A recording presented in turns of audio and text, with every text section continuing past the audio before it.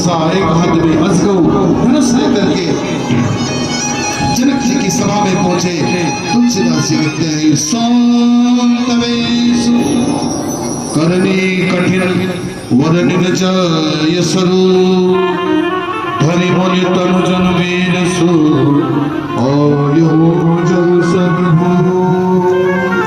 स्वरूप तो शांत है पर करनी कठिन है।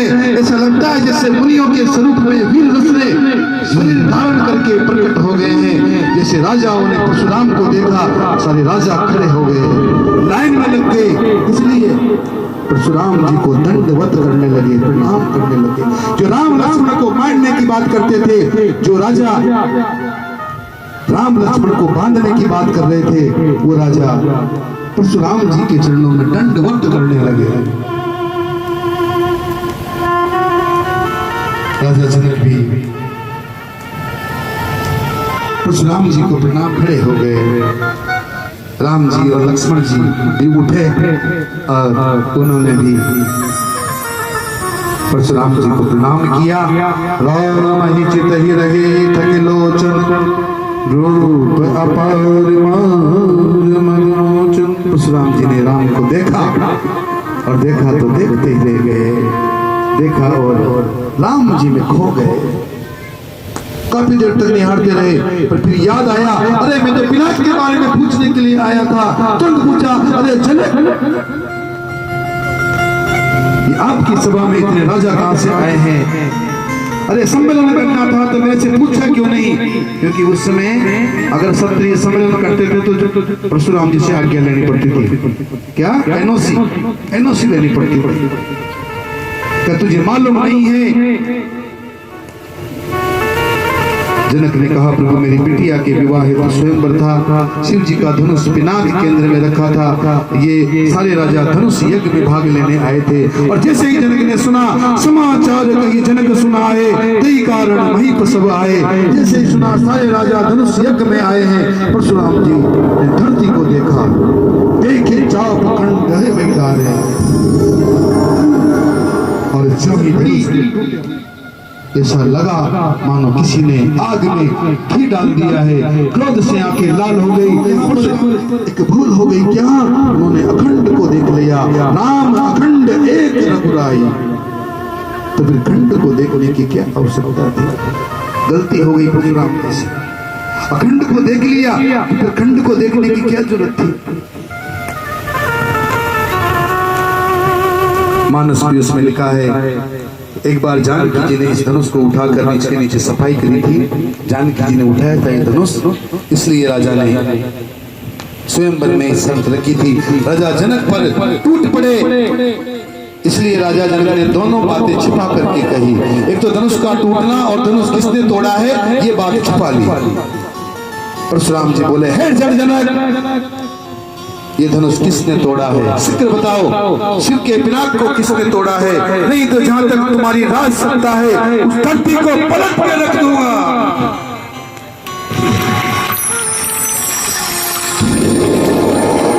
बताओ ये धनुष किसने तोड़ा है? अब तो महाराज जनक थर थर कांपने लगे। राजा पुसर पुसर करने लगे।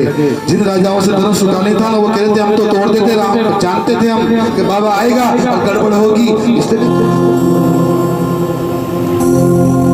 सारे राजा थर थर कांप रहे हैं। सीता जी और सुनैना जी कह रही है, हे राम, ये तो बनी बनाई बात बिगड़ गई। अभी सुख का अवसर आया था और परशुराम जी आते ही झगड़ा शुरू हो गया। अब क्या होगा? इतने में राम जी ने सबको भय में देखा तो स्वयं आगे आए। राम जी आगे आए। यहाँ पर राम जी की शालीनता का दर्शन कीजिए। राम जी ने ये नहीं कहा कि ये कार्य मैंने किया है। क्या कहा? बोले, प्रभु ये धनुष तोड़ने वाला अवश्य आपका ही कोई दास होगा जिस पर आपकी कृपा हो, इसलिए आपके किसी दास का ये काम होगा। कहिए क्या आज्ञा है मेरे लिए? परशुराम जी बोले, दास, अरे राम, जिसने शिव के पिनाक को तोड़ा है वो मेरा दास नहीं, वो तो शस्त्र भाव के समान मेरा शत्रु है। राम, शीघ्र निकाल कर बाहर करो उसको, नहीं तो जितने लोग आए हैं मैं सबको मार दूंगा। नतगारे जहां हैं सब राजा। यहाँ पर जैसे जनक जी ने वीर विहीन मही कहने से लक्ष्मण जी को गुस्सा आ गया था। उसी प्रकार से नटगारे जय ही सब राजा कहने पर राम जी का अपमान मानकर लक्ष्मण जी को गुस्सा आ गया और लक्ष्मण जी खड़े हो गए। लक्ष्मण जी ने देखा इधर सारे राजा कांप रहे हैं, क्योंकि राम तो बताएंगे नहीं ये धनुष मैंने ही तोड़ा है। अरे ये बाबा सबको मार देगा। राम जी जितनी धीरे बात कर रहे हैं बाबा, परशुराम जी उतनी आवेश में बात कर रहे हैं। लक्ष्मण ने देखा ये जोड़ी जमेगी नहीं, मेरे भैया शांत हैं और बाबा शांत होने का नाम नहीं ले रहे। लक्ष्मण जी आगे आए, बोले बाबा क्या पूछ रहे हैं आप, मुझसे पूछिए। मैं आपको प्रणाम करता हूं बाबा। क्यों आगे बबूला हो रहे हैं आप, इस धनुष की बात करते हैं आप। ऐसे धनुष बचपन में हमने कितने ही तोड़े हैं, तब तो आप नहीं आए। फिर क्या था इस धनुष में जो आप तोड़ पड़े और तमा करके धरती को माथे पे ले रखा है।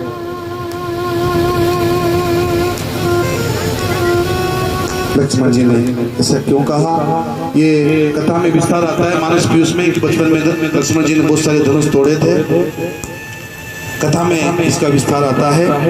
आज इस धनुष पर आपका इतना प्रेम क्यों हो गया है, जो धनुष टूटे ही आप चले आए। परशुराम जी बोले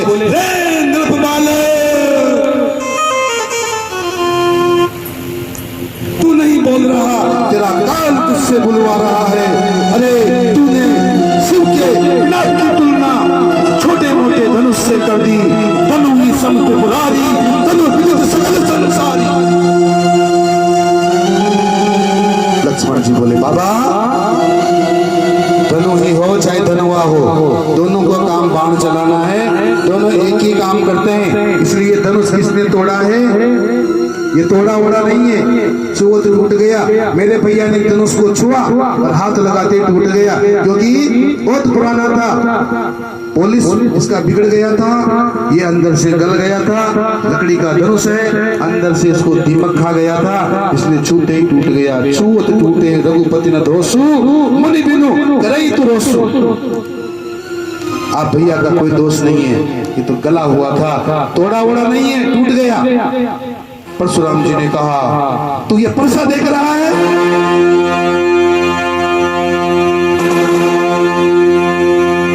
ये परसा, अरे बालक जानकर मैं तुझ पर परसा नहीं उठा रहा हूं, नहीं तो 21 बार मैंने क्षत्रियों से इस धरती को क्षत्रिय विहीन कर दिया है।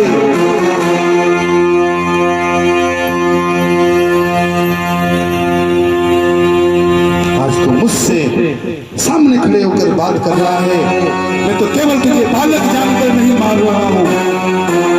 लक्ष्मण जी बोले वाह वाह मुनिवर वाह, पहली बार कोई वीर अपने मुख से अपनी बड़ाई कर रहा है। मैंने सुना था प्रसन्नता तो दुनिया करती है, पर कोई आज मिला है जो अपने आप को वीर कहता है। 21 बार धरती को शत्रु से वीर किया है, वाह। ये तो आप ये बात बताओ, ये बार बार परसा क्यों उठा रहे हो आप? देखो मुनिवर, हम कोई कागज की पुड़िया नहीं है कि परसे से डर जाएंगे। इस परसे को नीचे कीजिए, हमारे पास भी धनुष बाण है। हमने तो आपसे नहीं कहा मार डालेंगे, क्योंकि हम जानते हैं देवता पर, संत पर, भक्त पर और गौ माता पर रघुवंशी प्रहार नहीं करते।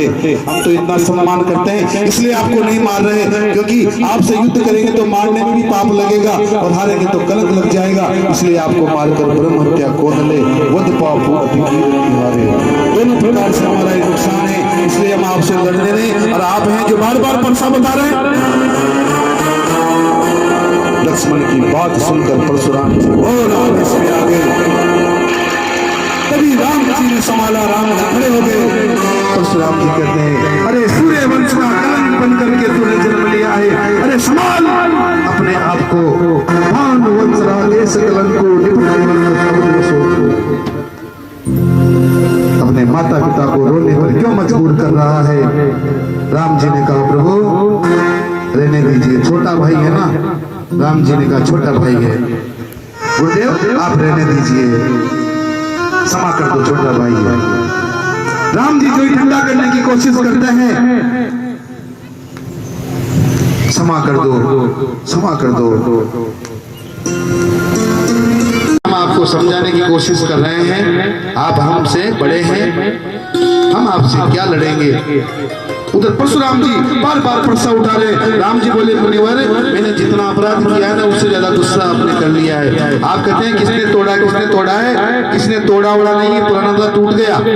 लक्ष्मण जी ने कहा जो ही सत्य है, मैंने स्पर्श किया था और टूट गया। और रही बात युद्ध की, तो हम रघुवंशी हैं, रघुवंशी काल को भी पीठ नहीं दिखाते, इसलिए हम आपसे लड़ेंगे तो नहीं, सब प्रकार से नुकसान हमारा ही होगा। हम तो केवल आपके चरणों में रहेंगे। और एक बार दोनों भाइयों ने फिर झुक करके परशुराम जी को प्रणाम किया है। परशुराम जी ने सुना तो परशुराम जी गंभीर हो गए।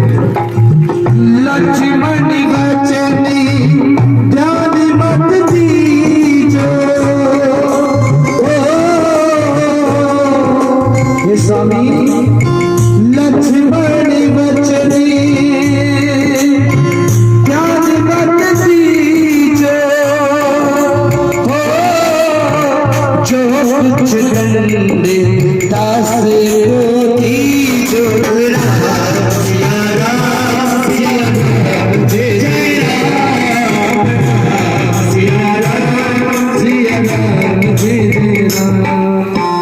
परशुराम जी वचन सुनकर गंभीर हो गए। अरे एक संत के प्रति इतनी निष्ठा, ये बालक साधारण नहीं हो सकते। पर पता कैसे चले कि ये भगवान है। तो भगवान का जो श्री धनुष है उसकी प्रत्यंचा भगवान को छोड़ करके कोई कोर चढ़ा नहीं सकता। इसलिए परशुराम जी ने कहा, राम ये रमापति का धनुष है, इसे लीजिए, इस पर खींचकर डोरी चढ़ाइए, मेरे मन में जो संदेह है उस संदेह का समाप्त कीजिए। अब जैसे ही परशुराम जी ने धनुष लिया,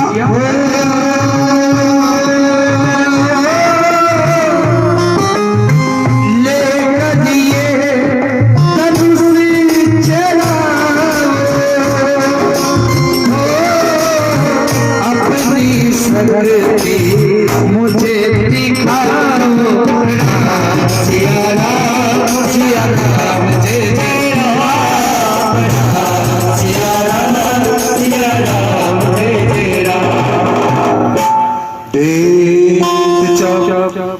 अपन चल गयो परशुराम मन विस्मय गो। जैसे राम जी ने अजगौ धनुष को पकड़ा, पकड़ते ही धनुष की प्रतिज्ञा चढ़ गई, चढ़ गई। परशुराम जी ने देखा, समझ गए। जैसे ही परशुराम जी ने भगवान को पहचाना, हाथ जोड़कर जय जयकार किया, जय जय श्री राम, जय श्री राम। 9 बार जय जयकार किया। कितनी बार? 9 बार। परशुराम जी का सारा आवेश भगवान में, जो कितना गुस्सा था ना, सब राम जी में प्रवेश कर गया। समस्त कलाएं राम जी में विलीन हो गई। अब परशुराम जी डरे, क्योंकि प्रतिज्ञा चढ़ाकर राम जी ने कहा, मुनिवर ये जो बाण है ये निष्फल नहीं जाएगा, ये जो बाण है ये निष्फल नहीं जाएगा। तो हम तुम्हारी गति का नाश करें या तुमने जो लोक और परलोक बनाया है उसका नाश करें। देखो परशुराम जी ने नई सृष्टि बनाई थी अलग अलग, और एक कहीं भी चले जाते थे वो हवा के वेग से। तो बोलो उस शक्ति को नष्ट करूं या आपकी सृष्टि को नष्ट करूं। ध्यान देना, परशुराम जी छठे अवतार है, उन्होंने 6 चौपाइयों में प्रभु की स्तुति की, और 7वें अवतार में पराभव करते हुए 7वीं चौपाई में 3 बार जय जयकार करते हुए कहा, कही जय जय जय रघुकुल के तू, रघुपति तप हेतु। परशुराम जी ने जय जयकार करते हुए वन में तप करने चले गए। प्रभु आप मेरी सृष्टि को खत्म कर दीजिए, मैं दोबारा बना लूंगा तपस्या करके। राम जी ने बाण छोड़ा और परशुराम जी की जो सृष्टि थी उसको खत्म कर दिया। इधर राजा लोग डर गए, जो चुपके जाता भाग गए थे, तय का पति गवाना। राजा लोग निकल गए। उधर मिथिला में धनुष टूटने के बाद में जो ढोल नगाड़े बज रहे थे वो राजा महाराजाओं के विवाद से बंद हो गए थे। अब वो वापस ढोल नगाड़े बजने लगे।